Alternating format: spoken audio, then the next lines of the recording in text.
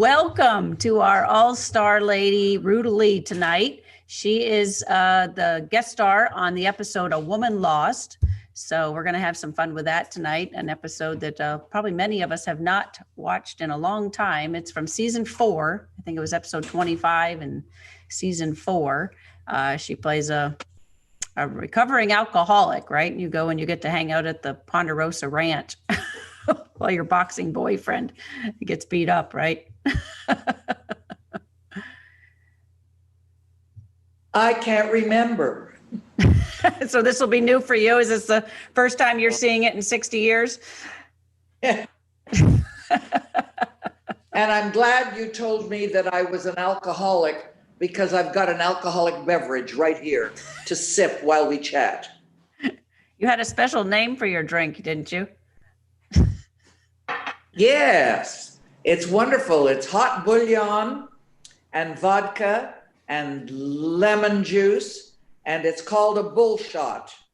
And don't I love them? Now you can have them with ice in the summer, and it's still a bull shot, but it's a cold bull shot. Now in the winter at Christmas time, it's a hot bull shot. So anyway, so when this episode, when you were on this episode, you said you remember a lot about being on the set, but there wasn't much to tell as far as the audition, that you just got the call and went on the episode? Those were the good old days when casting directors held great sway. They knew their work. They did their homework. They went to theaters to see people. They watched television. They watched movies. They watched newcomers. They watched old people. It didn't matter. They did all of that. And they knew their work. And they would go to the producer or the director of the show and say, do you want a blonde or a brunette or a redhead for that part? And the producer would say, well, maybe blonde would be good because last week was a redhead or whatever. And the script would be sent over by messenger, and the message would come, Ruta, would you like to do this role? Of course, I'd like to do every role. I believe what Laurence Olivier said when he said, there are no small parts, there are only small actors. And I love that, and I've lived by it all of my life. And so whatever part came along, as a rule, I wanted it. And that's how I got this wonderful part. And it was a beautiful part for me to play. And of course, what was really special about it, Ginger, is that I got to work with another fellow Canadian. Lorne Greene was from Canada. I was born in Canada. And he became a friend that lasted for many years. He stood out as one of my favorite people. Of course, I had worked with Michael Landon before, years ago, when we were all newcomers to the business. And so we had been longtime friends. We did not continue to be forever friends, and I didn't work for the SOB and all of the other things that he produced and directed and wrote, because I was very, very best friends with his ex-wife, Dodie Landon. Okay. Yes. And so we were neighbors in Palm Springs. We both had houses in Palm Springs. And so I think that Michael, maybe after Bonanza, wasn't so crazy about me anymore. But that's okay. He was a gifted, talented, wonderful man. I never had worked with Dan Blocker, as much as I liked him, before or after, I might say. And of course, I found Pernell Roberts to be just a little on the cool side, you know. I always felt as though he thought it was beneath his dignity to be in television, but that's just my never to be humble opinion. Nevertheless, my opinion only, but he was charming and lovely and a damn good actor. And I loved working with everybody on that show. Oh God, I loved it. First of all, it was a great role for me. And I work fast and hard, and they television required that of you. Everybody had to work fast and hard, but that's okay. It was a great part. Let me think, what else can I say about it? Well, some years later, somebody came to me and said, why didn't you run that segment for the Emmys? And of course I went, who, me, Emmys? Ooh, what do I know, you know? But obviously the reviews on it were very good for me. And it was one of the fun roles, a really nice role for me to play. What do you remember about your co-star, the guy who was the boxer? Did I work with him again? I can't, lovely. But I didn't have all that much to do with him. I spent more time with Lorne and the boys than I did with him. But, you know, working at Paramount was always wonderful because there was always so much going on the lot there. And either Jerry Lewis was shooting something or somebody else was shooting something on the lot. So I'd scoot over between takes and visit with everybody, which was a lovely kind of thing to be able to do when you were on a very busy working.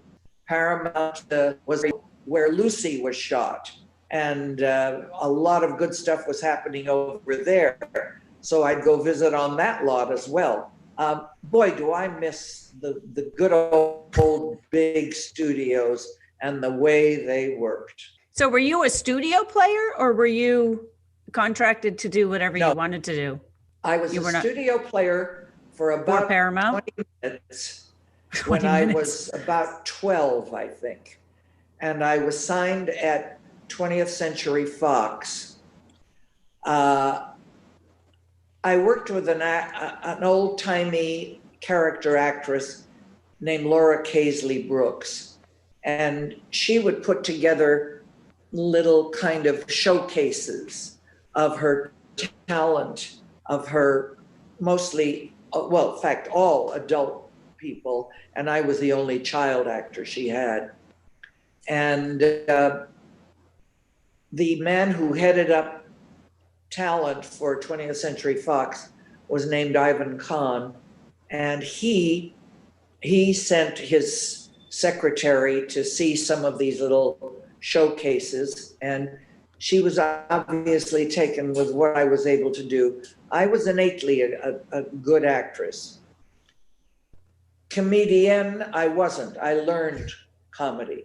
I mean, the old line is, dying is easy, comedy is difficult. And I learned the comedy timing and whatnot as I worked on sets and learned a great deal. But anyway, I was put under contract, and then I was also let go when the studio started dropping everybody, because that was when television had come in and studio players were no longer a big deal. So that didn't last terribly long. Did you prefer working on television or did you prefer working in films? Wow. Working on films, you have a hell of a lot more time. Television, you have to work fast and furiously. And that's probably why I was one of the major leading ladies in television during the 60s, the 70s, and into the 80s, because I knew how to work hard and fast, and one take was sometimes all it took, you know, which is kind of the way to work in television. But if you really get down to it, I have to tell you, Ginger, and everybody that's with us today, that there is nothing quite as wonderful as hearing the orchestra play the overture and you've got an entrance coming up on stage live. There is nothing as wonderful as a live audience breathing with you, hopefully laughing with you, smiling with you, tearing up with you, and above all, applauding you. And then to get a check at the end of the week, pretty damn good. Doesn't get any better than that, huh? No. Oh dear. Well, on that note, why don't we go ahead and get rolling on this episode so we can get you done in a reasonable amount of time, as they say. As you all know, the name of this episode is A Woman Lost. Unfortunately, I do not have the date that it aired. Usually I'm a little more organized, but this first segment is about 21 minutes long. So Ooh. yeah, I couldn't Wow. find the break in the middle of it, but it's a pretty decent one. So we'll be in it pretty good ways.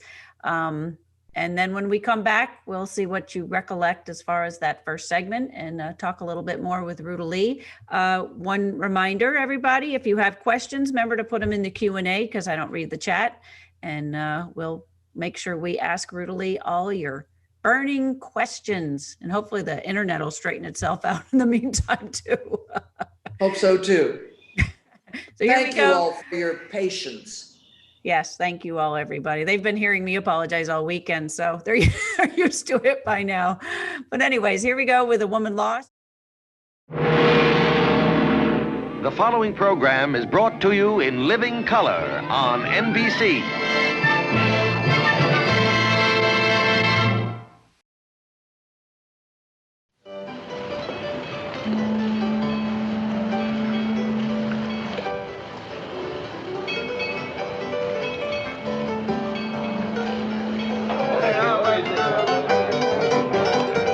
I hope so. There you go. A toast. The finest consignment of lumber the Gunnar shipyard has ever purchased. Thank you, gentlemen. I hope Ponderosa Timber builds a whole fleet for you. And I'll drink to that, too.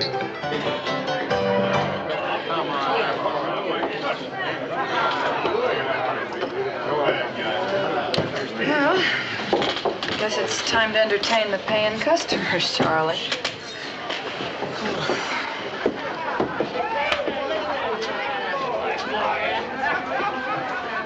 Hey.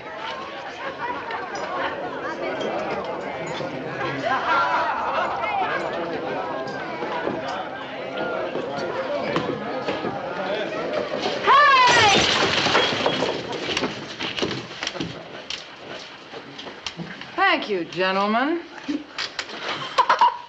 Gentlemen. That's the funniest thing that's going to be said in here all evening. Gentlemen, I am paid to sing here. And I expect a little courtesy when I do. So please pay attention, or else the next bottle may not bounce off that wall.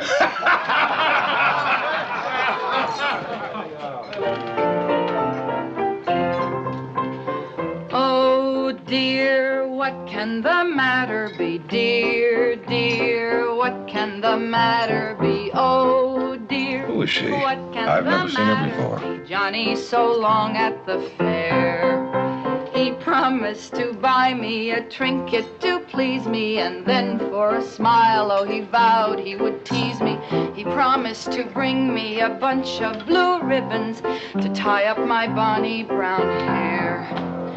Oh, dear, what can... Forget it, Dolly. Sing any one of your talents. Let's see what you can do. You stink of dead fish. I'm gonna teach you some manners. Go!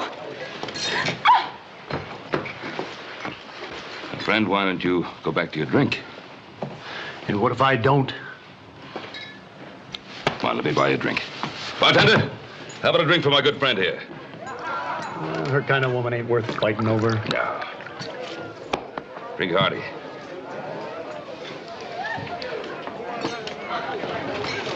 Hello, Ben. Long time. Long time. How have you been? Breathing. In and out. Why this? I don't eat, I get hungry. What about Ken? How are the children? They're dead. I have to go now. Wait.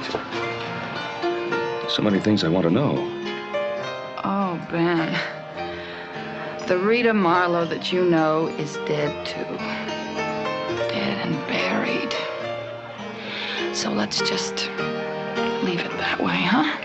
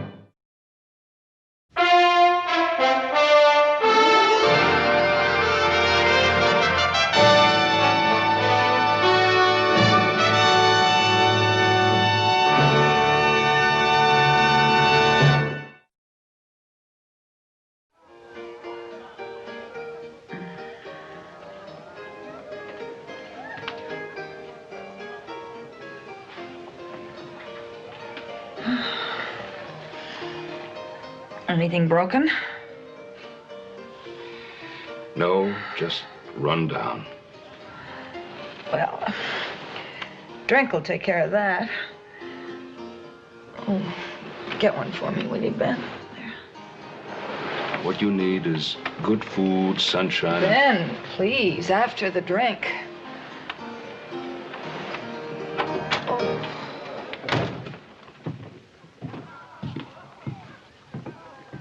Well, what happened? Oh, nothing. Just a little accident. I'll be all right in a few minutes. Why'd you give him a bad time? Because he raided one. Not when he spends money in my place, he don't. Look, you don't do my business any good. You better get yourself a new job. Look, I get a week's pay. These bar tabs you ran up, they show you owe me. Call us even. Sam, could you let me have a few dollars? You'll get it back. Honey, I'm out to make money, not give it away. Put out the light when you leave. Oh, that's big of Sam. What happens now? No? No problem. I'll make out just fine.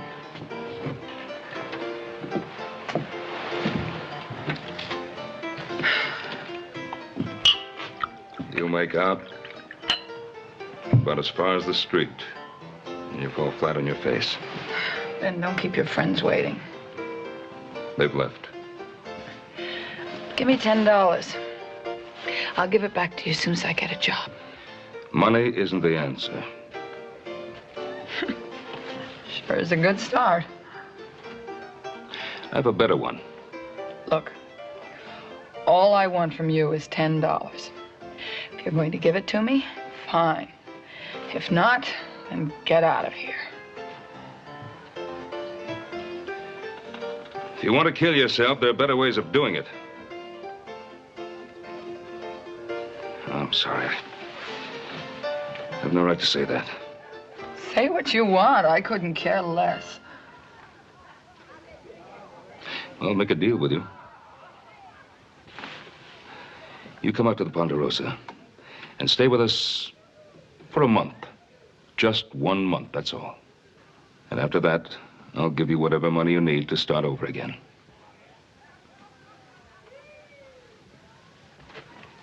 No strings? No strings. Well, what have I got to lose? All right. All right, you have yourself a deal. Good. But remember this, Ben. Don't expect me to be any different than I am now. I'm not about to change. For you or for anybody. Understand? I understand.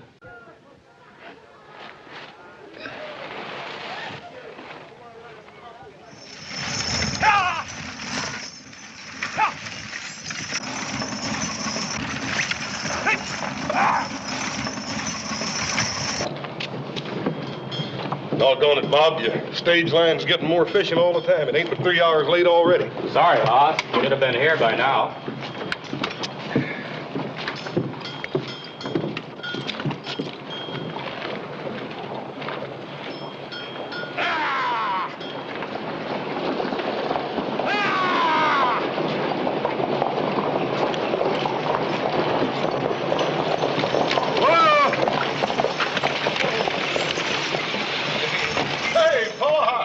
Welcome home. Well, thank you. It's good to be back. I'm a little stiff. Oh. Mrs. Marlowe, this is my son, Hoss. This is Mrs. Marlowe. I telegraphed you about. Yeah, our pleasure to have you.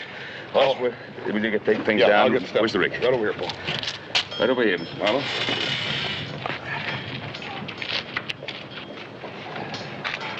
Can I help you, Hoss? Anything happened while I was gone? Not a thing, Paul. Everything rolled along smoothly as could be. Good. Yeah, except one thing. We lost our barn, Paul. It burned down. What? I'm just funny. Oh, you and the lady go ahead. I got some chores I got to do, and I'll catch up with you later. I'll catch up with you later if I hear any more funning out of you. Don't be late for supper. Yes, sir. You know me better than that. Yeah. Now, again, a pleasure. Well, we had a long trip. But a hot bath and a good meal will make the world of difference. Ben, I want a drink. We'll be at the Ponderosa in a couple of hours. Please, I need one now. Blue.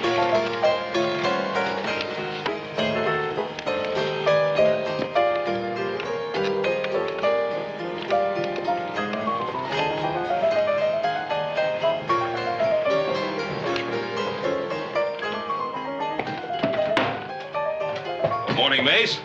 Oh, good morning, Ben. You open for business yet?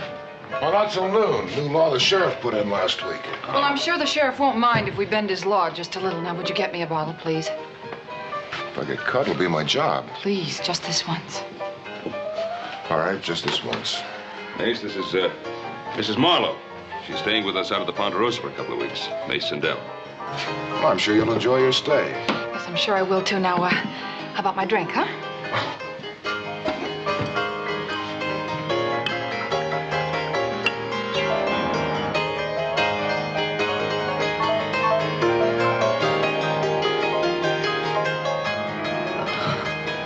Better.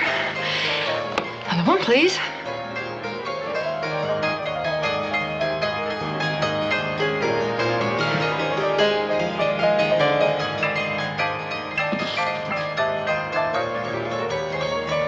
I'm sure I'll be thirsty again before we reach your place. Take care of it. Oh, I've been meaning to ask you. I have a chair. It needs some work. Leg's splintered. You think you'd have some time to look at it? Well, I'll make time, I say, Friday. Friday? Fine. Thank you.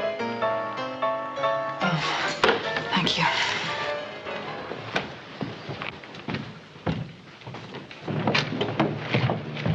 That's a loon swamper. What's his name? Mason down. Yeah, I think I've seen him somewhere before, but I can't remember where. They've been a prize fight ring. Yeah. You're right, in San Francisco. A friend of mine took me. Sindel knocked his man out in the second round. Oh, he really had a punch. Yes, Mace was a leading contender. What happened to him? He decided to give it up. For what? Working in a saloon? It's honest work.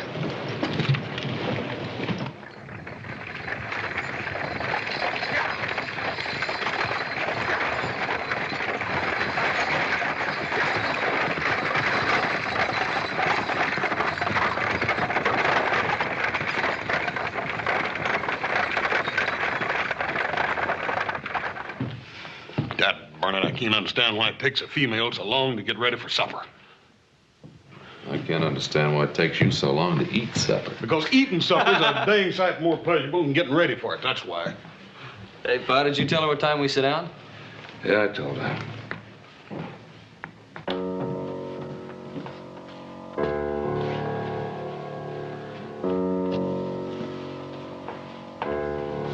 Gentlemen.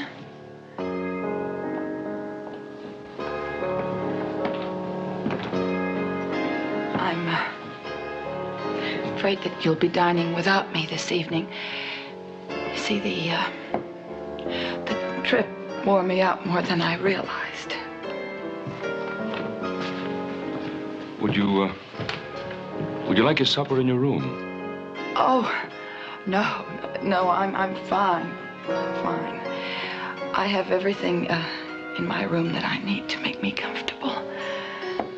So if you will excuse me, I will say good night. Rita, sleep well.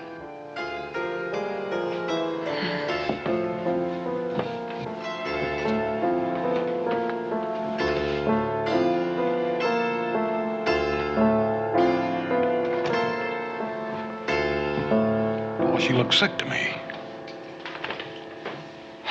She is sick, in soul as well as in body.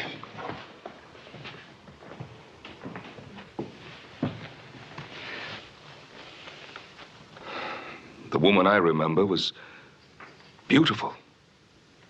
As gentle a human being as I'd ever known. 2 lovely children, a boy and a girl. Her husband was a lawyer that I knew some years back. What happened to her, Paul? She didn't say where, or when, or how. Just told me that her husband and her children were dead. Just that. They were dead. I'm hoping that we can find some way to help her. We'll do everything we can to help her. Well, let's have some supper.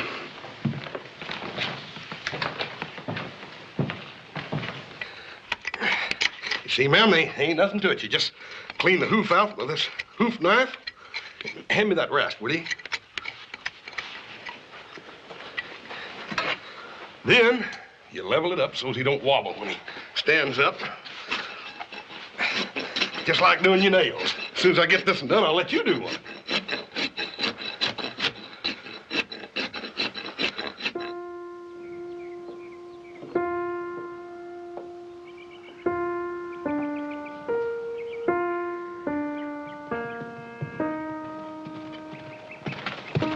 Howdy, man. Found these flowers down by the stream. I thought you might like them.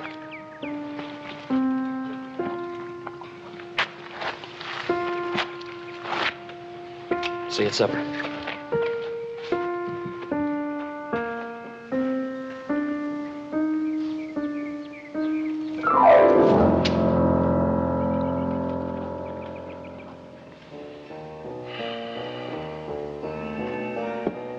Check. And mate. Well, you did better that time. Oh, Let's play another one. no, thanks. I've had enough.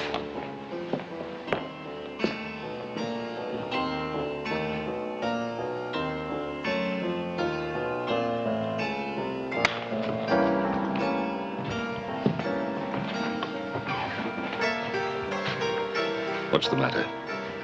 Why should anything be the matter? You seem restless. Oh?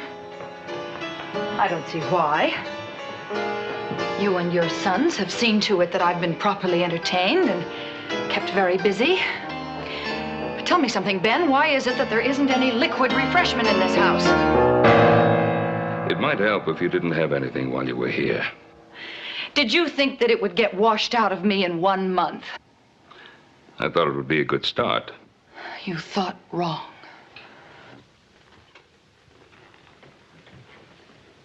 Ben, you've had someone that you love, that you dearly love die, haven't you? Yes? And you were with them when it happened. Yes, I was. And your presence gave them some kind of assurance and strength. I hope so. It did, Ben. I know it did. We were on our way to San Francisco. Ken and myself, children. That night we were at a hotel. It caught fire. And our room was on the 2nd floor. And we were trapped by the flames. Ken carried me to the window. And then he lowered me out and dropped me. My ankles were broken, but I could drag myself clear. And I turned back, and I saw Ken going back for the children.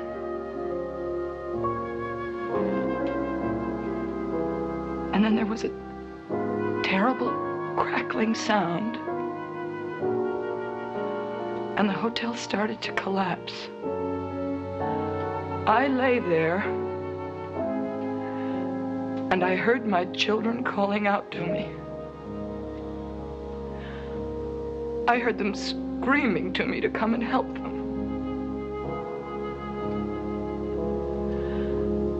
I tried. Oh, I tried. But I couldn't go to them.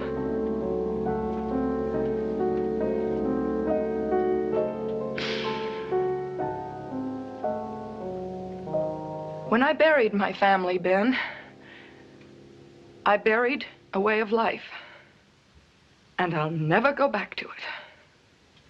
I will never be hurt by it again. You know, when you found me in San Francisco, I was all right. That's what I want, and that's what I'm going back for. There's no purpose. There's no meaning in that kind of life. But it is my kind of life. And don't feel pity for me, Ben, because I don't need it. So why don't you just give me the money now and let me get out of here?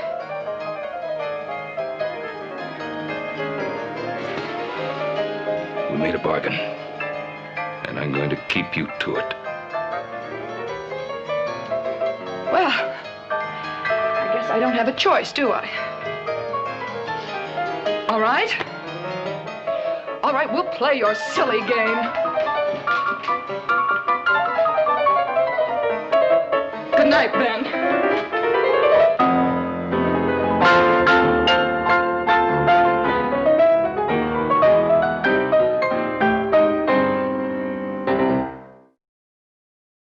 Are we there, darling? There you are. Oh my Good. gosh, this I is had an to pull intense. Kleenex. I had to pull Kleenex out. Woo, this one is intense. I made myself cry.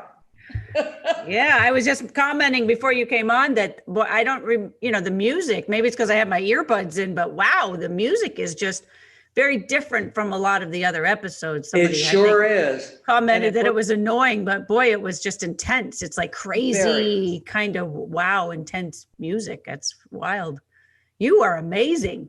You're really. Well, it was a beautiful part for me to play. You know, they didn't come along those really good parts that took a little more than the average saloon girl, you know.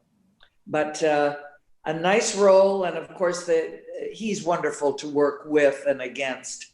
So I really enjoyed every single second. Ginger, something that I have to tell you is that my husband, God rest his soul, Webb Lowe. Oh, I met Webb. Was head of the Bonanza steakhouse chain. The Bonanza steakhouse exists all over the country. Really? And did at the time. Bonanza steakhouses. And he often tied in with the guys, and they would come out to open a restaurant or whatever it was for Bonanza, which was quite wonderful that I meet a man when he's president of Bonanza steakhouses when I had just finished doing a Bonanza. See, it was fate. It was fate for you. Yeah. So we have Very a couple. much so. We have a couple Very much comments. so. Gosh, good. So Ellen Diorio, who I think you met at the Memphis Film Festival, she said, Ruta, I love you so much. You are a favorite actress of mine. I am enamored about your part in Bonanza as Woman Lost. You are wonderful. Love you. So you got a nice compliment from Ellen Diorio. Oh, honey, would you please tell that darling lady that I have a book coming out that all of you should know about, which is aptly titled Consider Your Ass Kissed. And I want everybody that ever turned a television tube on because I was on, or took the time like Ellen to send a lovely message, to consider your darling ass kissed. And I mean it from the bottom of my heart. So when is it supposed to come out? Early in 2021, which has to be a better year than this last one has been. Oh, please, God, give us a much brighter 2021. Ellen also wanted to know, how did you start in the acting business and where do you think you got your acting talent? I think that I was born with it. My grandmother in Lithuania, who never did anything in show business, but had some kind of a sparkle and pizzazz that worked when speaking a word of English appeared on the Johnny Carson show after I got her out of the Soviet Union. And when she appeared with Art Linkletter, she somehow had this twinkle in her eye and a little bit of humor that worked very, very well. And I always used to say, I think that's where the gene came from. But my very first job was one of the great Western musicals of all time, and that was Seven Brides for Seven Brothers. And I got that probably because I knew how to do a really good polka, a Lithuanian polka, which applied to America and Lithuania and Germany and France. Everybody learned a polka, but the Lithuanian one worked well, and I got the job in Seven Brides. Yeah, that is a good movie.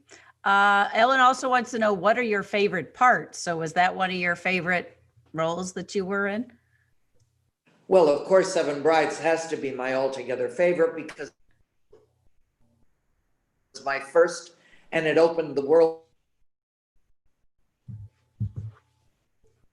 Another one of my favorite parts is because those parts were rare. You didn't often get to play the variations of that screen role. Another great part that I absolutely adored was on a Twilight Zone, because I got to be a real tramp, and I love them. They're much more fun to play than the goody two-shoes roles. So I've had lots of fun parts. Of course, being the leading lady to Frank Sinatra, Dean Martin, Sammy Davis, Peter Lawford, Joey Bishop in Sergeants 3, another Western, wasn't all bad. The Westerns, honey, have been very, very good to me. I can't at all complain. I think it's just been, a wonderful life. And I stop and think about how the cowboys and the Wranglers on all the sets, whether it was Bonanza or whether it was Jim Arness in whatever he did, they are the guys that taught me how to handle guns, which I really loved, and still to this day appreciate. I'm good with guns. And they taught me how to ride. They taught me how to get on a horse. The horse was always so tall and I was always so short that I needed a box to step on to get on a horse, But boy, I loved all those Wranglers and the guys that sat around and swapped stories, probably all lies, but such fun lies for everybody. It was great, great fun. I'm so appreciative of the Westerns. Well, you're in good company because we all love cowboys too, so. I Carol, think that... Go ahead. No. I was just going to say, I think the whole world loves Westerns because I think people learned about America and Americana the right way in Westerns. And I wish that some of that morality and politeness that we learned in the Westerns still existed today. It's long gone now. No, that's too bad, but you're right. Carol Trant says, thank you for such nice words about the cast, and you look fabulous. So there you go. So you do look fabulous. Well, thank you. That's good to hear. Judy, wonderful assistant, was just commenting on it. Yes, I looked and how wonderful the lines under my eyes looked. And I said, those were painted on. Now they're real. But you can only go up from what you saw on the show, so that's good, right? That's true, except with all the years that have gone by. That was 1963, I think, is the year that I went to the Soviet Union when I did the outrageous thing of getting permission to come into the Soviet Union to see if my grandmother was still alive. Barb Kiefer says she would like to see your little dog. Is he still sitting next to you, or is he sound asleep over there?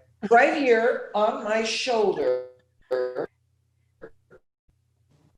is one of them.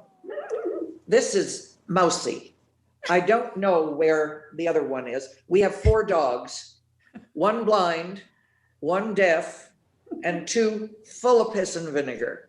So this is little Sparky, and she's a rescue. Excuse me, Mousy. Sparky is the blind one.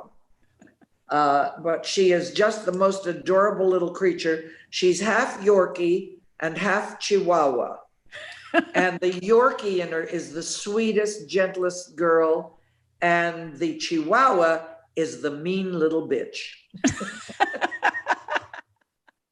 What a combo. Is she darling though? Is she adorable? And I don't know where Daisy is. Daisy is another mixture of Chihuahua and Yorkie. My dog are adopted, and my cats are adopted, and my bird is adopted. We're an animal-loving family, let's put it that way. It sounds like it. You got a whole menagerie. I'm surprised they're so quiet. I'm impressed. They're very, very good. They're very good children. They really are. And they're great watchdogs. And you know who's the best watchdog of all? The golden-crested cockatoo that I have. The minute that bird sees somebody that he doesn't recognize, a squawk goes up, the likes of which you've never heard. Great watchdog. Watchbird, huh? Yeah.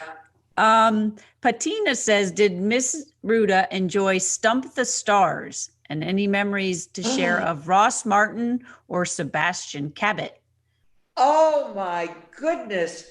Oh, how lovely. There's somebody as old as I am out there watching. That's great. Let me tell you that Stump the Stars was probably one of my very favorite things. To be able to go to see where we shot it and play games. Oh, that was really, really something. I thank her so much for asking. Sebastian Cabot was without a doubt one of the dearest, loveliest gentlemen.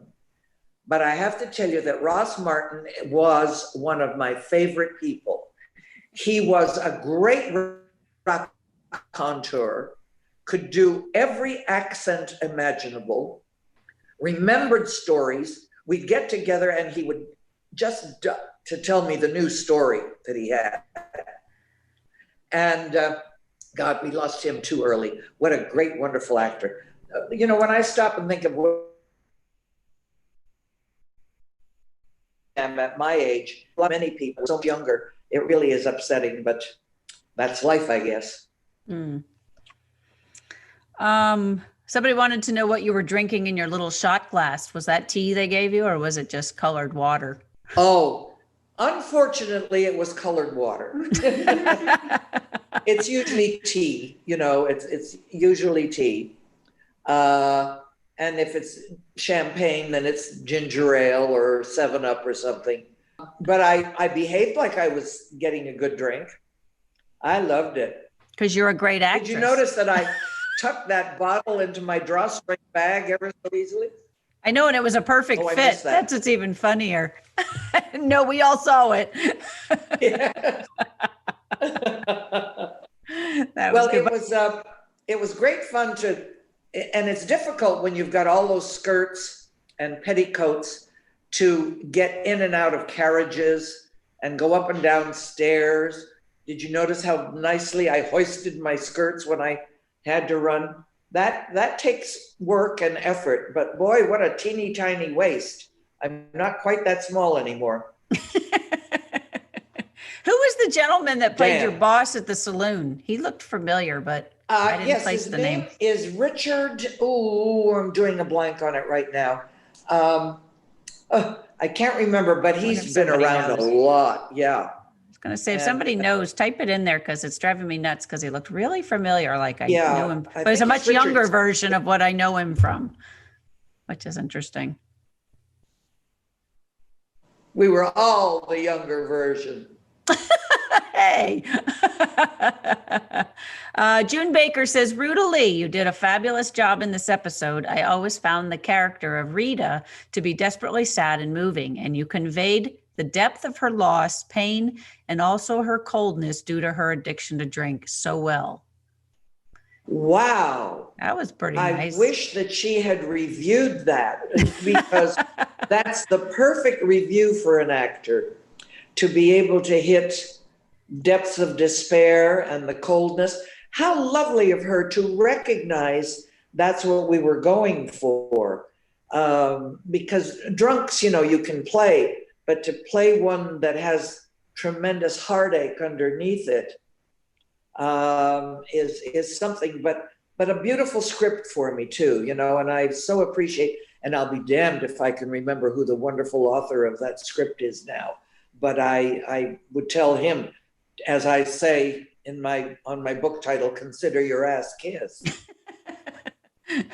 Do you remember what you drew on to get, because that part where you tell about your family dying in the fire is pretty darn emotional. Do you remember where you drew from as far as experience to get that depth of emotion? I can't remember what distinctly I used that day, but there are things in all of our lives that occur to us, whether it's your dog getting killed on the street or someone dying or a great tragedy of some kind that you can draw on. I could always draw. I would think of how my family under communism were all sent to Siberia, and we're not talking about sophisticated, educated people. These were farm people, that were considered wealthy because they had a cow, and that's about it. And so I could draw on my grandfather dying en route to Siberia. His legs were frozen. I could draw on my grandmother surviving somehow. I could draw on those that died in the process. And I was able, even as a youngster, to do that. I was able to well up and bring something to whatever I was doing, whenever it was called for. Now, of course, on film and in the movies or television or stage, on stage you do it once and it's done. On film, like in this particular case, I had to do that, repeat that and repeat that and repeat that. Fortunately, they did a lot of it on me, so it stayed on me. But if they shot it now from the other side on darling Lorne Greene, I had to still do the same thing and well up so that he could respond, So you have to do things many, many times and keep the same intensity. And so acting looks easy. It's difficult because it's so repetitive and the energy and the emotion has to stay the same every time you do it. Well, it's interesting you had so many tears, because now when people cry, you barely see one tear, and then you hear stories of them having had to put something in their eye to make them have a tear. So the fact that you had tears streaming down your face was even more impressive. Well, you know, tear streaming is one thing, but in the beautiful musicals where Judy Garland would sing a very pretty song and one tear would beautifully roll down her face, that was glycerin. Because was it? tears didn't photograph well. Oh. And they made a mess out of your makeup. Salty tears cut through grease paint like crazy. I can tell you that right off the bat. So whenever they were real tears, boy, you had to redo makeup very quickly, or block, block, block, block fast, you know. Everybody's learning about all the mystical, magical that takes place. Well, this crew likes that sort of thing, so you're in good company. Okay, somebody said Frank Chase was the writer of Thank You, Marla, Thank You, Ellen, Rich, and Robin Edinger. See, we got a lot. Uh-oh, Andy Clyde's in the house, so he's going to be our walking encyclopedia. Okay. Somebody said Dick Miller was Sam. I'm not sure who Sam That's was. Was he the boxer? Richard Miller, Dick Miller. That was the guy who was the boss? Yes. That yelled at you? What's he known for, though? Do you remember? I can't remember. Lots of stuff. He's been around forever. And he was like almost a young kid actor and then grew into it, because I know when I first met him, it wasn't on a screen set. It was out on the street at a hamburger place or something. And I remember meeting him. But he was already kind of established in the movies. Nice. Here you go. Andy, see, here's why Andy's the encyclopedia. Writer was Frank Chase, son of Borden Chase, Broken Arrow, and sister of Barry Chase, Fred Astaire's dance partner in the late 50s. Oh. Oh. See, he's a handy guy to have around. I don't know where he's been hiding out, but. Oh, all right. But anyways, we probably should get back to the episode, though, so we can make sure we finish on time. But you were so fun to talk to. This is great. You've got so much knowledge, and just you're educating us, which is good. Let's go back to the film. I need a drink. All right. This next segment is, where's my time? This next segment's about 15 minutes long, so we'll see you in about 15 minutes. We're continuing on with a woman lost. Okay.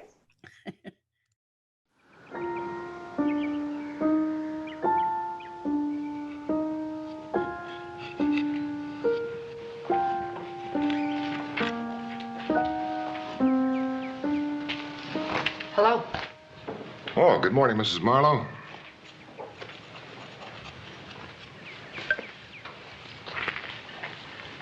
That's wonderful. I don't think I could tell it from the original. Well, thank you. Wood works easily in my hands. Those hands do other things well, too. I've seen you fight. Is there something I can help you with? No. No, I'm just wandering around, trying to keep out of trouble. Been doing that long? Since I was a boy. I like building things. I should think there would be a demand in almost any town for men with your talents. Well, I keep busy. Then why do you work in a saloon? I need the money. Don't we all? Well, I want a shop of my own. Taking on extra work just makes it come that much sooner. Then you plan on settling here in Virginia City? Yeah. Well, you have no problems. And Cartwright likes you. I'm sure that if you were to ask him, he'd be more than willing to lend you the money to get started. Well, he already has. Well?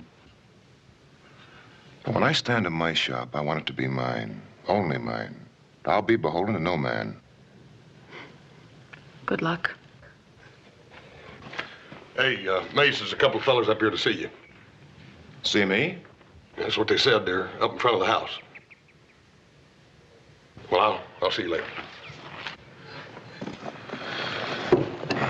If you'll excuse me. You're excused.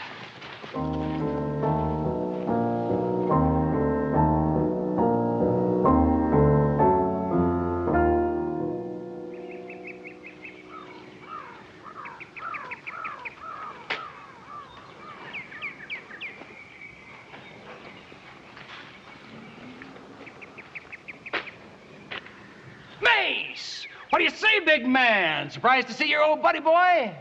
Hello, Dink. What brings you here? Listen to the man, Tiny. 3 years we haven't seen each other, and all he's got for me is, hello, Dink, what brings you here? You do, baby. Why else do you think I'd bounce all over the countryside? Only for you would I do it. They told me in town I'd find you here, so I'd have come.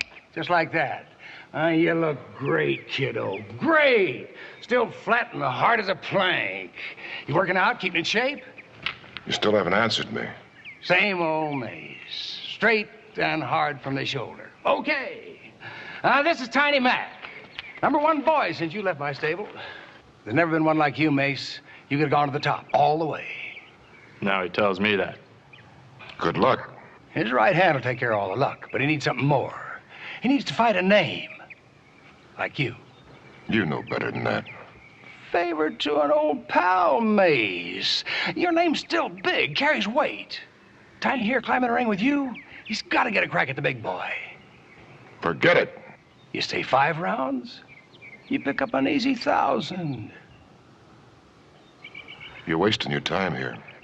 You know, you get in the ring with me, you don't go 5 rounds. Enjoy your stay in Virginia City. All right. Go on, Tiny. Yeah, go on. All right. We'll be in a hotel if you change your mind.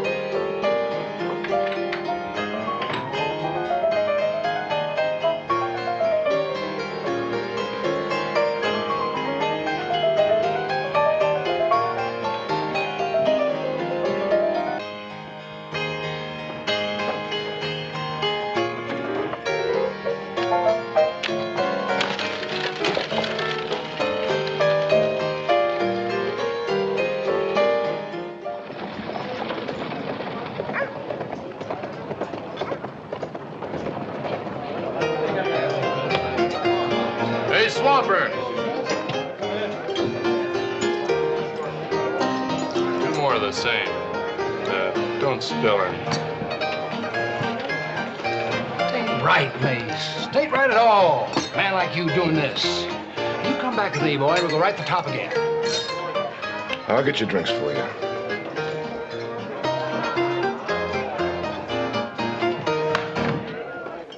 Well, good evening, Mrs. Marlowe. Is there something I can do for you? Yes, Mace, you can buy me a drink. Well, I'd like to, but I'm working right now. Oh, well then, why don't you lend me a couple of dollars and I'll buy myself one? Thank you, kind sir. I will remember you in my prayers. Why don't you sit down here? I'll bring you anything you want. Thanks, but I don't drink alone unless I have to. Whiskey, twice. Stay here and keep out of trouble till I get back. I beg your pardon? Are you expecting anyone? The only thing I'm expecting is to have a couple of drinks and relax. Well, maybe we do it together. Care to join me and my friend? Why not, if you're buying? This is Tiny Mac, and I'm Deke Martin. This, Rita, that's good enough. I've seen you two before. Cartwright. Oh? You work for them? No, I'm a guest. Unwilling, but nevertheless a guest. So, why stay?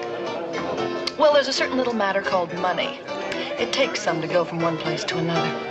Could be I could do you some good. Any good you'd do me, you'd come out ahead. Well, we'd both come out ahead if you'd arranged to get Mace in the ring. In the ring? Yes, with Tiny.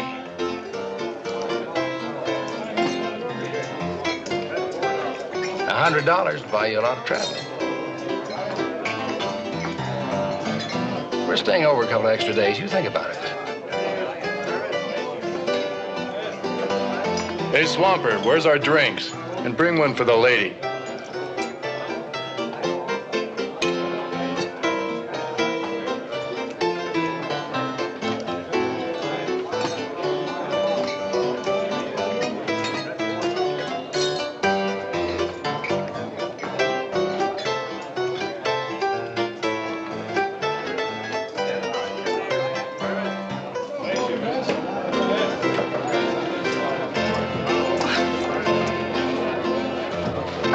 right, Tiger, all right. The round's over. Why don't we get back into our corners, huh? Well, how about you and me find a corner all to ourselves? With you, it would have to be a cave.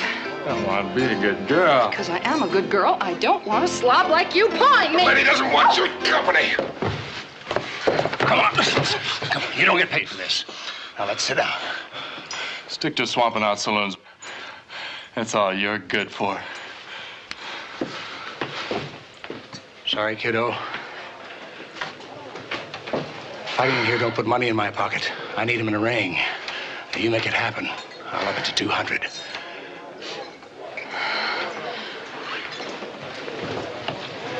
Get me out of here, will you, Mace? Yeah, Do you mind taking me home? I don't mind.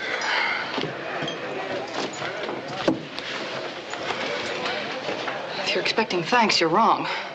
That isn't necessary. If you thought you were defending my honor, you're wrong, too. I lost that a long time ago.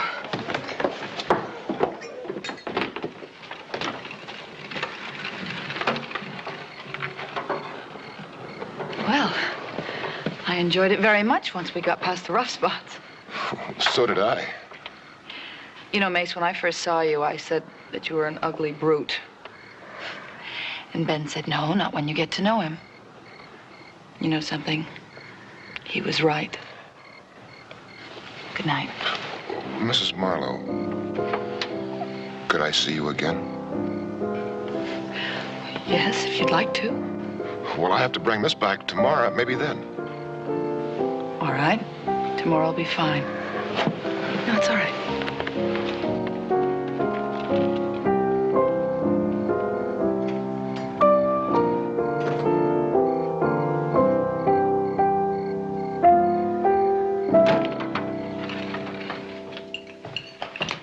You boys did a good morning's work. Yeah, we finished by tonight. Where's Mrs. Marlowe? Same place she was yesterday. And the day before that. With Mace? Mm-hmm. Yeah, you picked her up while you were out shaking fence. Well, what do you know? Only thing I know for sure is that he's mighty stuck on her. You can tell that, all right. It's like he's got a sign hung out.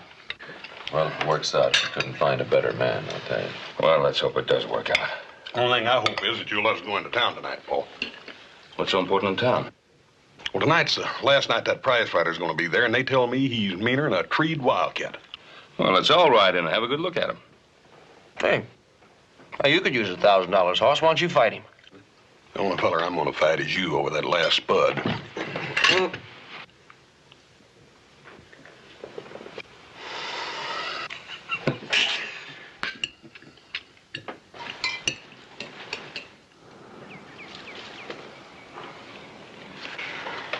You happy? Mm-hmm. How about you? Well, what do you think? Well, I think the last few days have cost you money. Well, I'm not complaining. When are you going to go back? Let's not talk about that. It's now that's important. So let's just enjoy it. Rita? When I get back to San Francisco, I'll send you my address. I'd like to know how you're doing with the shop.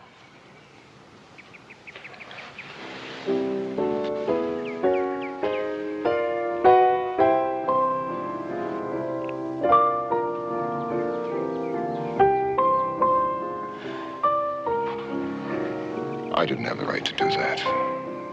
I didn't even have the right to think it. I'll take you back. No, Mace. You had all the right in the world. I wanted you to do that.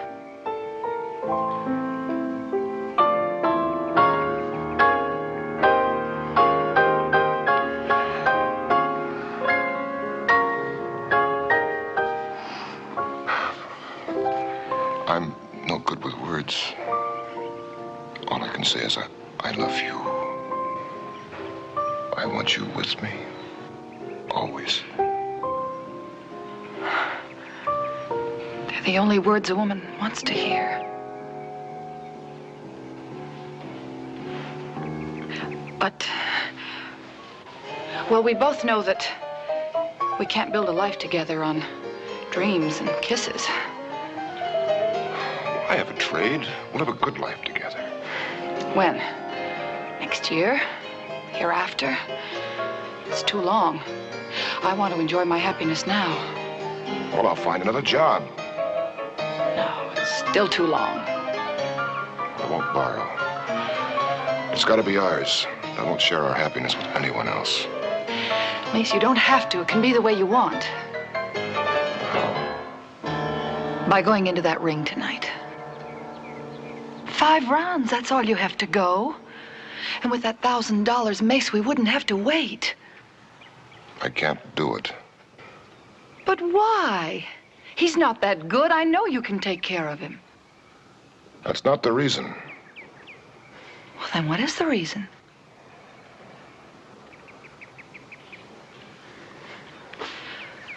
Well, it was fun while it lasted. I guess our picnic's over. Take me home, will you, Mace?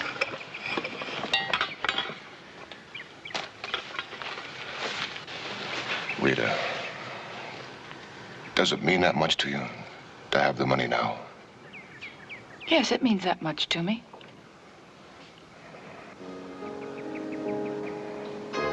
All right. I'll go against him tonight. We'll have our $1,000 tomorrow. Then will you marry me?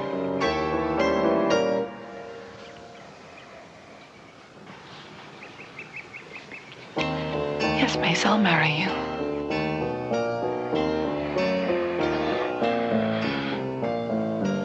Well, I guess I better take you back. But Rita, don't go see the fight tonight. I'll be out first thing in the morning. I love you, woman.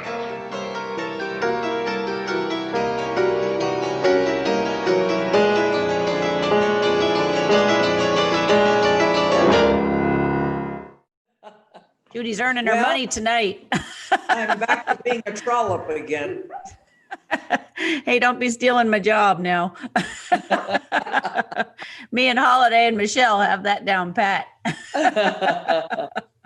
Well, it is now. Does anybody remember what that gentleman's name is? The one that's playing Mace.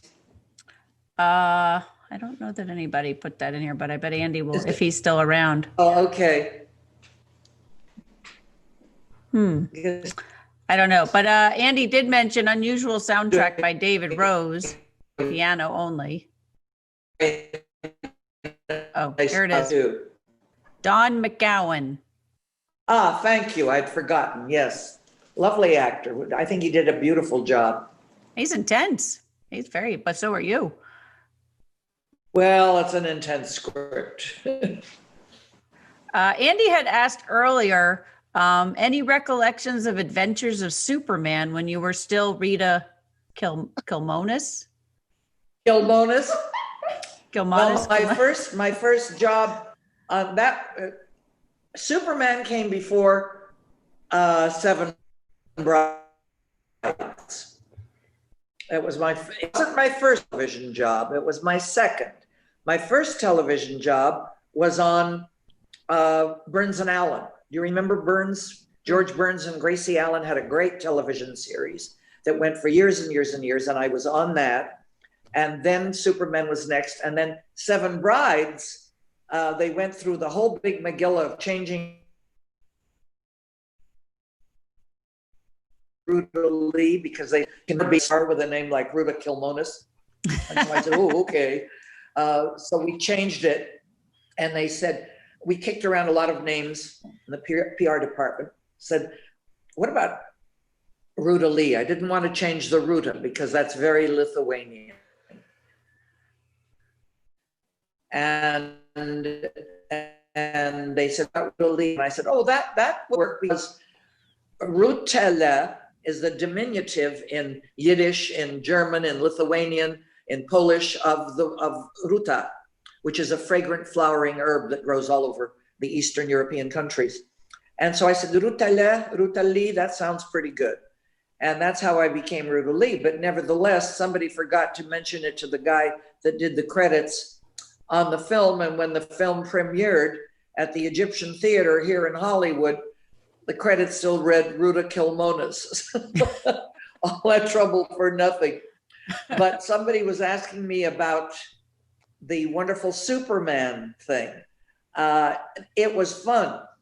I almost got kicked out of my union because I was supposed to do the jitterbug with the dancer boy in that series, that particular segment of Superman. And I wanted to rehearse with him. And so there was a record player, you know, for those of you who are too young to remember what records were, vinyl This crowd discs knows. and things. This crowd knows, don't worry. There was a record player and I said, oh, here. And I went and plugged it in the wall and some light man yelled at me, don't do that, you little twit. I'm going to have you kicked out of the union. What are you doing? I wasn't allowed to do that. I thought I was saving everybody time by trying to rehearse, but I learned an awful lot about don't do somebody else's job in our industry.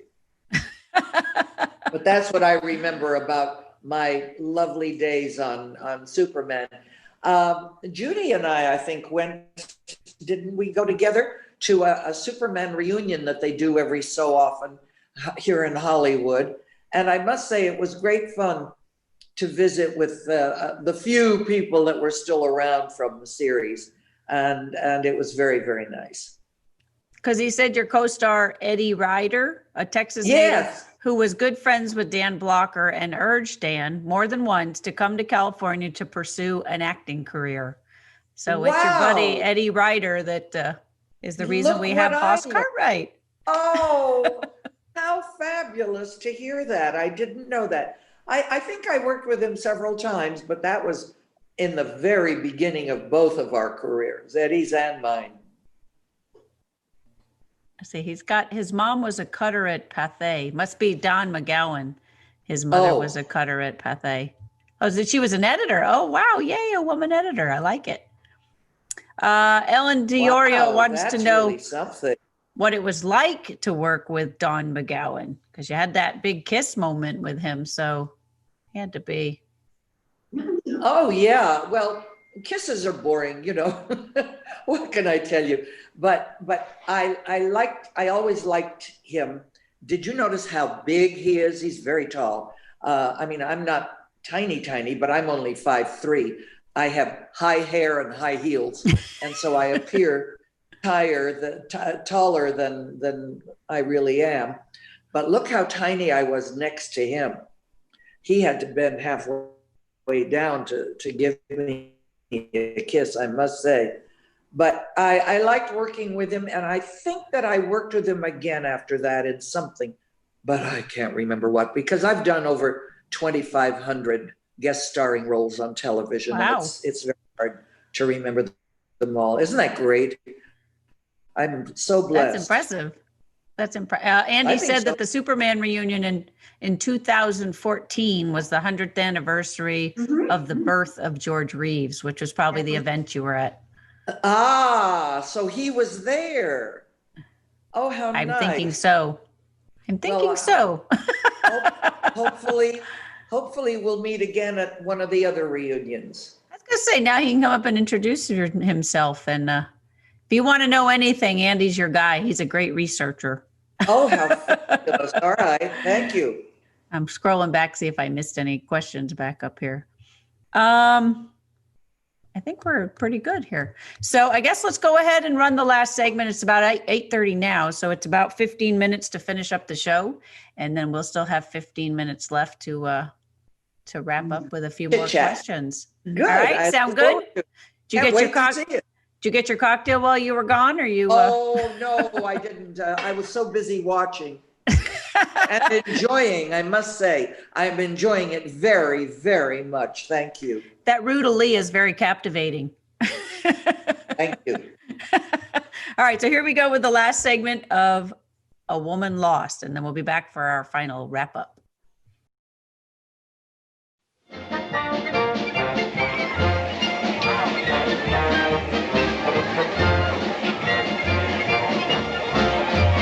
Best seats you got. Here we are. Best seats in the house. Hey, who's fighting? I don't know. They'll tell us when we get in there. Here you are, Paul. Ma'am, here you are. Rita, you sure you want to see this fight? Oh, Ben, I've seen men fight before. Don't worry. But listen, you go on in, and I'll join you in a moment, all right? Ma'am, we'll be right down in the front row. Come on, Joe. I'm surprised Mace didn't ask you. Yeah. Well, let's go inside and see what a treed mountain lion looks like.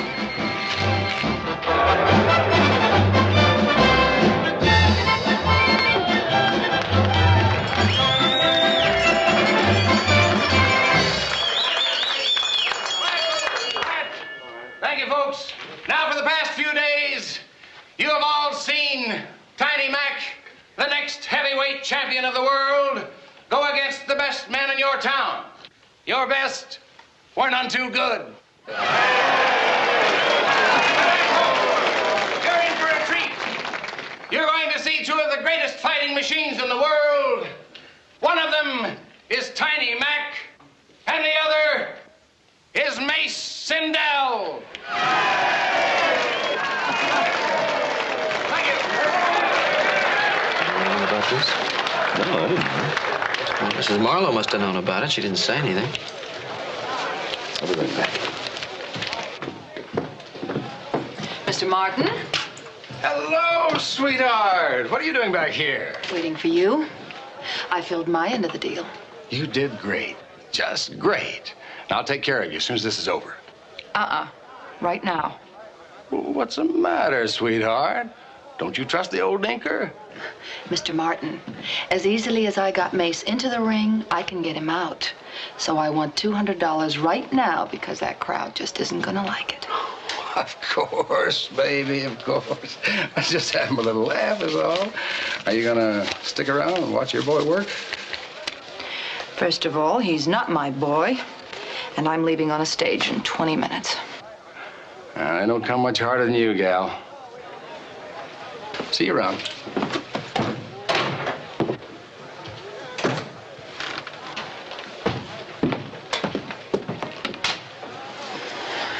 Did you hear? Why did you do it?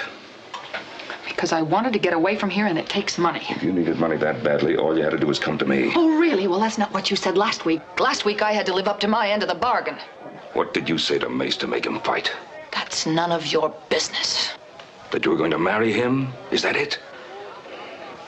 You lied to him. He'll climb into that ring thinking he's going to make a life for the two of you. And all he'll have to live with is a rotten memory of a lie. Well, $1,000 will help him forget. If ever you're in San Francisco, do look me up. You'll know where to find me.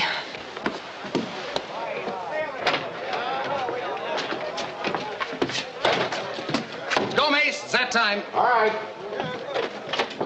Oh, Ben. Hello, Mace. Oh, did Rita tell you about us? Yeah, she told me. I don't deserve a break like that. A woman like her wanting to marry an ugly mug like me. Listen, Mace. Are you ready for him? Well, as ready as I can be. Oh, Ben, I don't have a corner, man. I'd be pleased if you'd act as my second. Yeah, sure. Come on.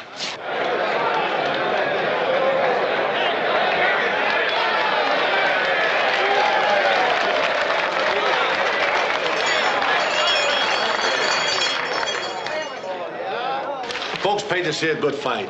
Let's give them one. Shake hands.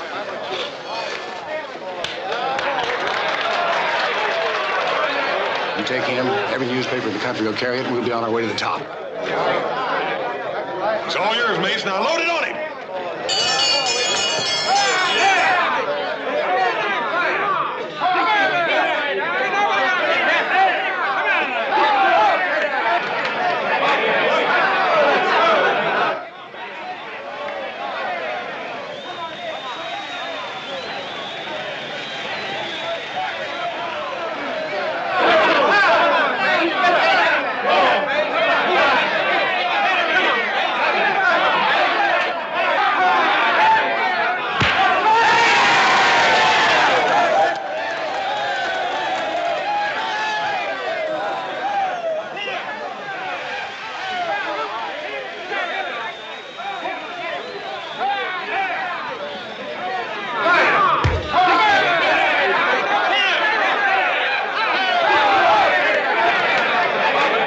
place has had some good openings. Why doesn't he throw them? Just wait. He's just waiting for the big one. He better throw some little ones first.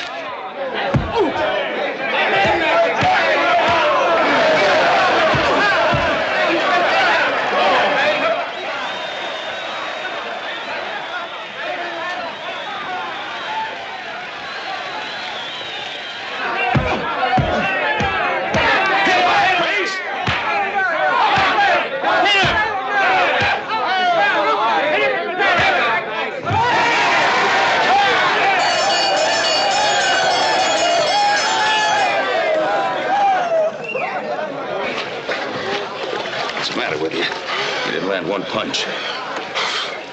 I'm not going to. What? I'm getting $1,000 for staying 5 rounds, not fighting. You're gonna hit him back. You know better than that, Ben? He'll hurt you bad. I can take what he hands out. I have to.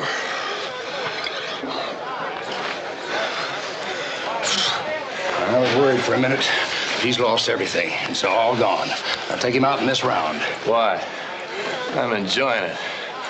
I'm gonna chop him up for a while. Now, you listen to me. He was a great fighter. He's still a lot of man. Don't strip away his dignity. Look, you take care of things outside the ring. I'll handle him in here.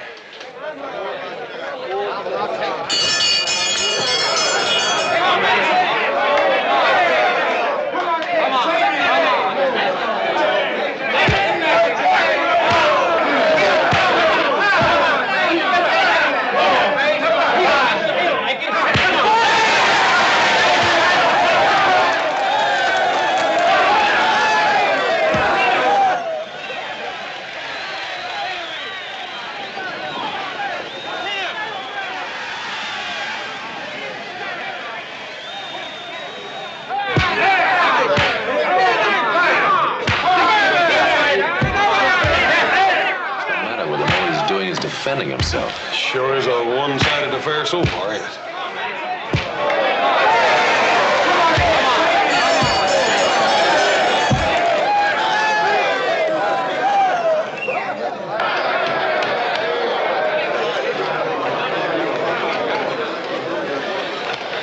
Mace, listen to me. You gotta stop now. I can't stop, Ben. 3 more rounds, it'll be a new life for Rita and me. She isn't here, Mace. She's gone. What? I said she's gone. There's no need for you to take any more of this punishment. Oh, no. Rita loves me. She told me. She used you, Mace. All you meant to her was stage fare out of here. Oh, you're just saying that to get me to stop. It's all right. I can last, Ben. Don't worry. You had your laughs? Yeah. Now I dump him in your lap.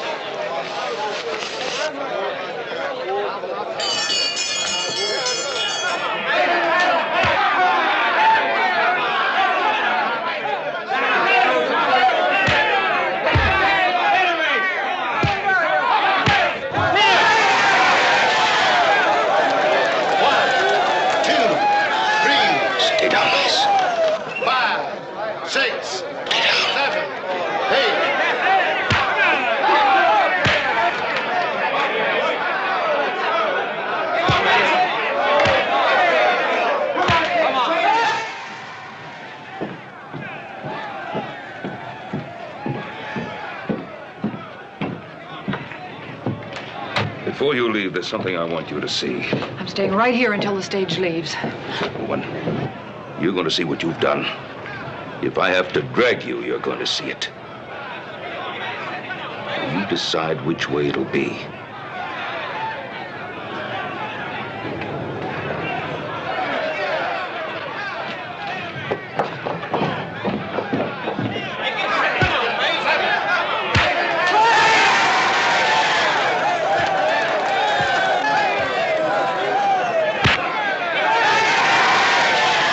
You enjoyed his doing it for you.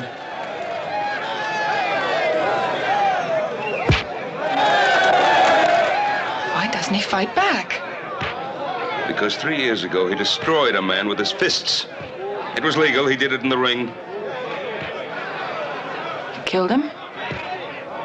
No, it would have been better if he had. The man's in a mental institute. He's a vegetable. Mace takes care of him. But he swore he'd never use his fists on another human being.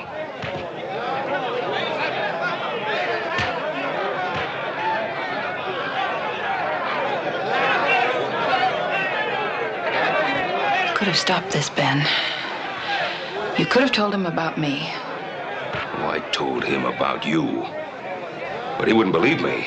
He refused to believe what you really are. So he won't quit. This may destroy him, but like you said, he'll have $1,000 to help him forget.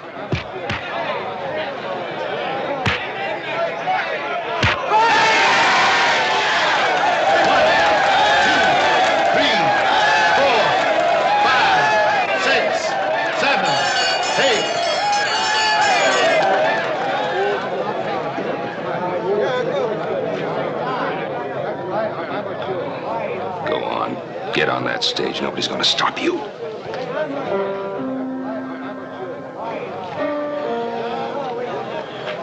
Is that all he can take? I think you better call it off. No, nobody stops it, you hear? Nobody.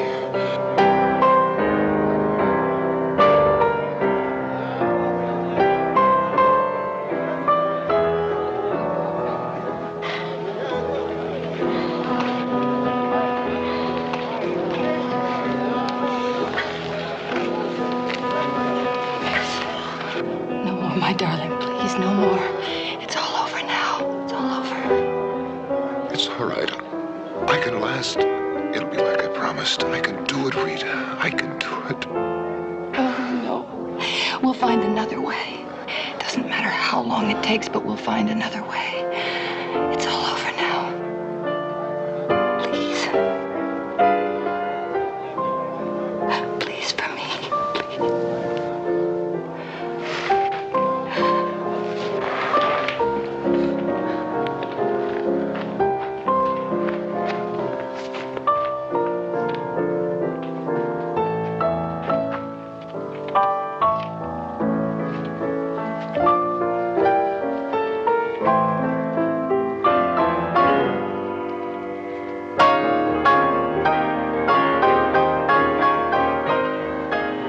Welcome back, Rita. Welcome back.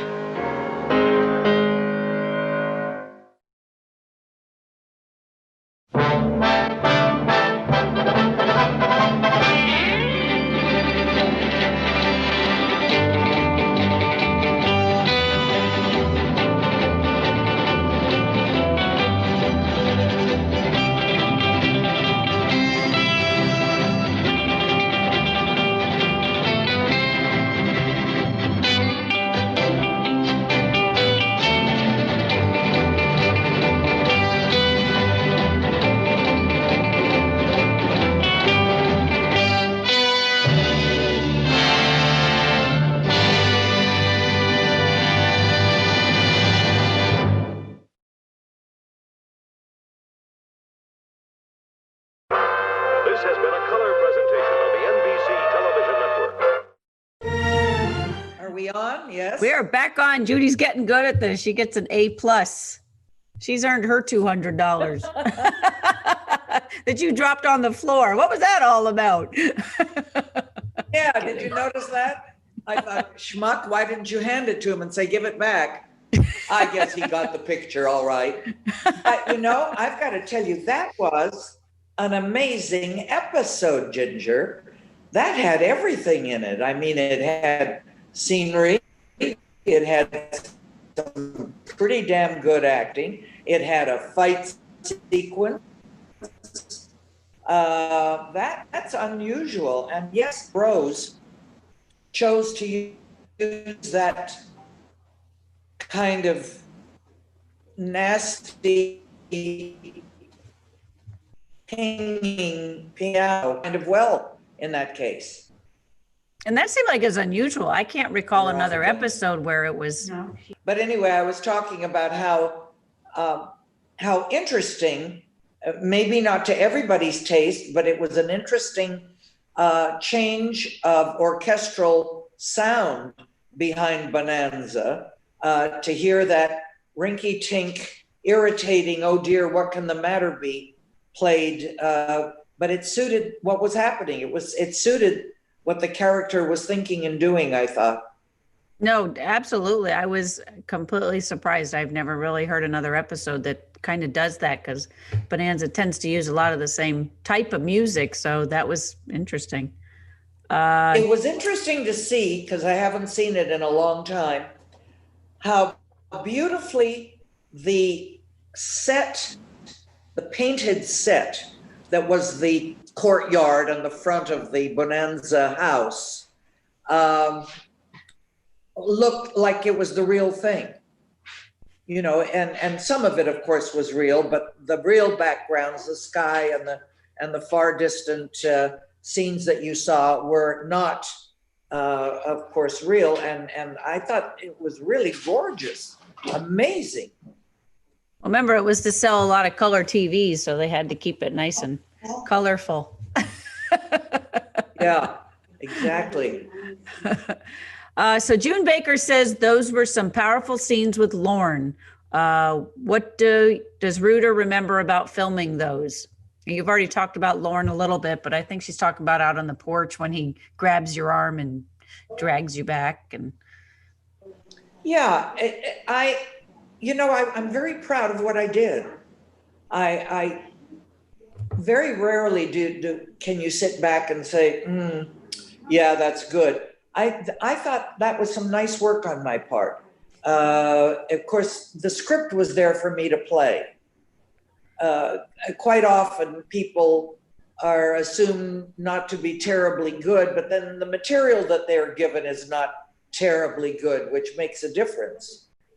But do you have any idea how they picked you for the part? I mean, because you said you didn't really audition. Was it the director really wanted you for the part, or? I had, been doing a little work. Let's face it, I had, this was done in 64, I believe. I think I'd already done 63. Somebody said March 17th, 1963. 63. Yeah, I don't know. I had been working for a while, I started doing some nice things at the end of the 50s, the mid to late 50s. And so I had done a few things. I was pretty well set as a kind of first class leading lady when it came to television. Then, of course, when all the major movie stars were not finding work in the movies anymore because they weren't being made, then they came into television, all those people that didn't want to do television at first. So a lot of us that were kind of the leading ladies were suddenly being replaced by June Allison or somebody wonderful, Susan Hayward or somebody. And so that's when I sort of decided that I needed to get out and do some theater, which I did all over the country. And it was all these wonderful television shows that I had done that made me a good name out in theater and a name that people would come to see. And why? Because they had watched me through their toes at night on the late talk shows or whatever film was on, whatever series they were watching. And it was so nice to be working in the theater and have someone come backstage to see me, and they wouldn't say, "Oh, Miss Lee, can I have your autograph?" It would be, "Hey, Ruta, want to come to my house for dinner Sunday?"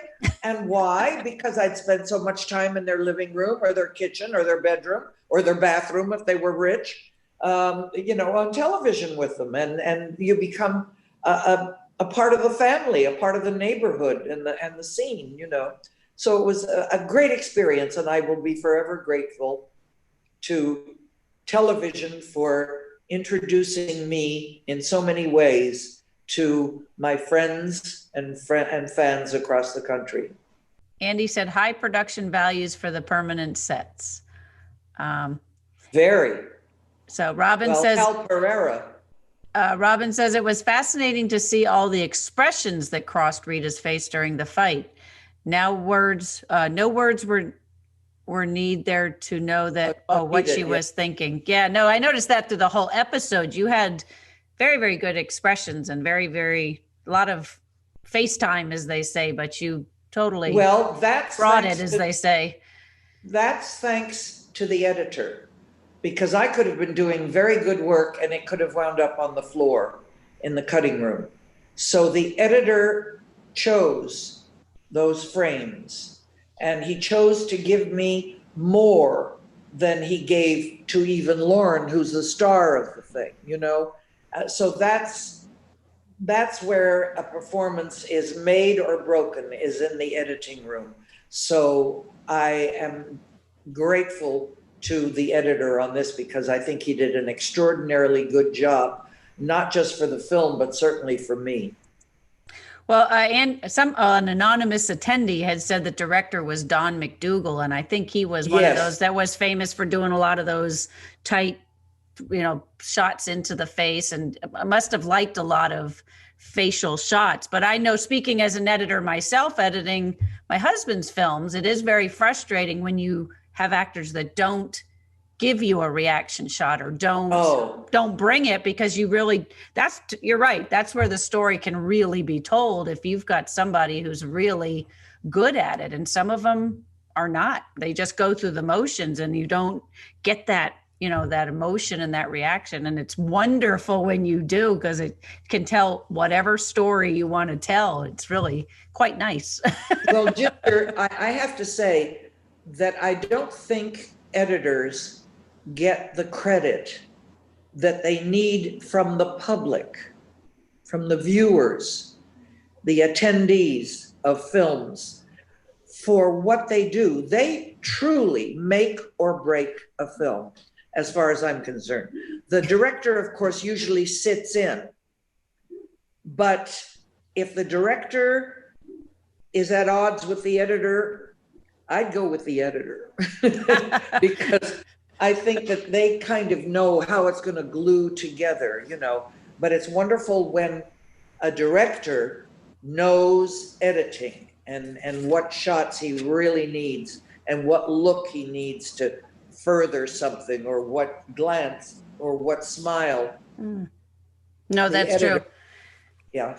Because my husband always talks about, he said there's three stories to tell. There's the written script, then there's the director's version, and then there's the editor's version. So who gets to win in the end? Look who came to join us. This is Daisy. Hey, Daisy. Hey, Daisy, turn. Daisy's like, Daisy. I just want loving. She's a bit of a love too. She's another rescue. Andy Clyde says your casting director was Bill Mayberry. Do you remember him? Ah, yes. Well, I owe him a great debt of thanks, because it's one of the really nice scripts that I had. I mean, I had lots of good scripts, but not quite as interesting as this one. This had a lot of places to go and a lot of flavors and colors to play. And so, but like I said, Bill Mayberry was one of those people that was accredited for good reason. And these men and women who were the great casting people of those days really did their homework and knew what they were doing, knew how to cast. And nowadays, people with credentials from here to kingdom come go on interviews for one line or one screen or one itsy bitsy little scene. And there'll be 30 to 50 people in for the part, and any one of them could do it with a snap of the fingers. But it's because the casting people that I have been dealing with, I can't talk about all of them, don't know what the frap they're doing. It's usually a secretary from down the hall that needed a job, and therefore they hired her. All right, you look through the books and tell us who's available, Get me a blonde, get me a brunette, get me a redhead, right? Yeah. Andy Clyde said he used you, I guess it's still talking about the casting director, used you several times also in Rawhide several months earlier, and then later in Mod Squad in 1971. So I guess he liked you. But everybody likes you. You're so dynamite. So I can't see why everybody would want to hire you all the time. That's nice to hear. Well, I wish the current casting directors, who are not the secretaries, would feel the same way. I'm still around. I refuse to give up the ghost. It's okay. I would love to play somebody's, well, I have on occasion played a grandmother. I still don't feel like I'm ready to put my false teeth in a glass by my bed, but those characters are kind of boring anyway. I need to play. Sluts are fun, let's face it. They're great fun to play. So I can be an old slut. Carol Trance said, this was excellent and thank you for your contribution to Bonanza. You are such a talent. So that was nice. Wow, thank you, Carol. Thank you very much. That's awfully nice to hear. And I hope that everybody who's listening will go out and buy my book when it comes out, because I have a lot of stories to tell. And in fact, I talk a little bit about Dan and Lorne and do I talk about Pernell? Yeah, I probably do. I can't remember what I wrote now. And what's the name of your book again? Consider Your Ass Kissed. That should be a very hard title to forget. Well, I was talking about my title and I said, I don't want anybody to panic about it, because if they do, just remember, Jesus rode into Jerusalem on his ass. Well, then I can kiss it. I feel like we should say on that note, right? But right? The big finish. One last question. Andy Clyde said TV Guide had a reporter on the set that week. Cover article was a day on the Bonanza set. Do you recall seeing any reporters there when you were doing this episode? Did she freeze on me? Bush even freezes glamorously. No, I can't. I mean, I would assume that they would have interviewed me or said something, and maybe it turned up somewhere. Maybe it was a reporter from Canada. Who the hell knows? But I don't remember. I don't remember where Pernell is from. Waycross, Georgia. Oh, okay. Well, then you know. All right. And Dan, Dan's from where? Wherever Texas. he went. DeKalb, Texas. Where, Texas? DeKalb. DeKalb, Texas? Yeah. Oh. And Michael, I should know because there's a bunch of Michael fans on here that go visit his hometown. I think it's in New Jersey, I think. Oh, yeah? I but his know. town doesn't recognize the fact that he's from their town for whatever weird reason. So. Well, isn't that strange? I know, right? You think they'd be very proud of him. He did so much good work and so much good in producing, and I really loved him. I thought he was a great guy. I spent a lot of time in Texas. I've played there for years at the Casa Mañana Theater in Fort Worth, and Ruta Lee and Fort Worth are kind of synonymous. And I love Texas.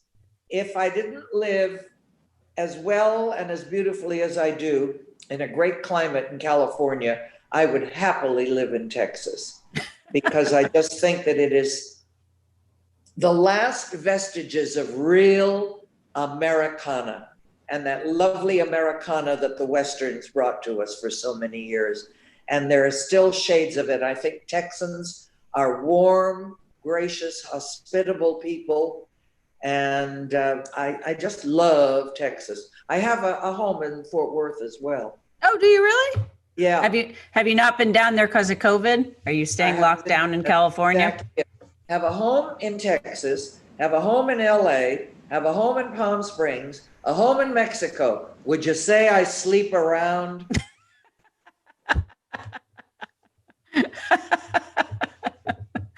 I hate to say on that note, no.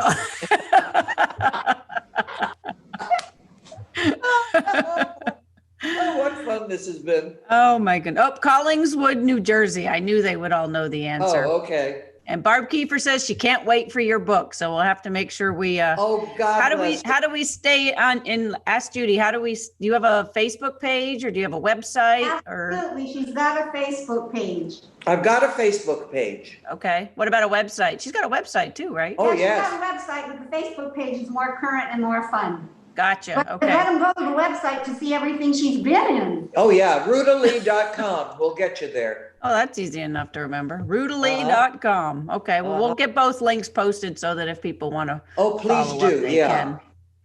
Please. And then they'll find out about my other very big deal in life, which is the Thalians.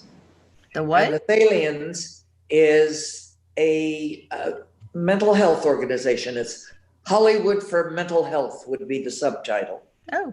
And back in 1955, a group of young people, and believe it or not, in a few years after that, Michael became involved with us, Mike Landon. But they decided that they got tired of being called hard drinking, pot smoking, sex-minded asses that had nothing to contribute. And so they put together an organization and sent out, what's her face with the big boobs? Jane Mansfield. and Mamie Van Doren. Talk about bra sizes, holy mackerel. Sent them out to shop around for a good charity, and they came back to the meeting and said, well, all the good charities are gone and the good diseases are gone. So now we've decided mental health is what we're getting into. And so Debbie Reynolds and I headed up that organization for a long, long time. And we built a clinic, the first building at the Cedars-Sinai complex was the Thalians Mental Health Center. And now we have switched our allegiance and our focus to the mental health of our returning veterans. Oh, nice. They're the beautiful young people that are very willing to die for America, but who fall through the cracks when it comes time to take care of their health. So we joined up with Operation Mend at UCLA. Operation Mend takes care of the broken bodies. We Thalians try to take care of the broken mind and spirit. So if anybody has a few dollars that they can contribute, whether it's 5 or 50 or 5,000 or 50,000, please go to the Thalians, THALIANS.org, and look up what we do and how to contribute.